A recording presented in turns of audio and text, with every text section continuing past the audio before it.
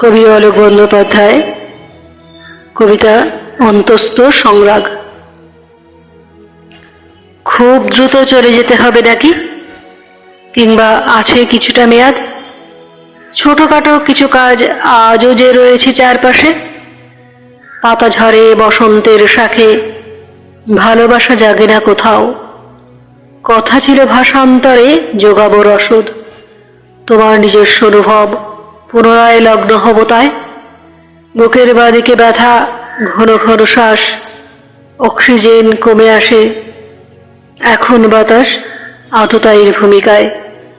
অনিবার্যতার অভিলাষ, বলেছিলে মুখে নয় মনে মনে কথা তুমি বলো।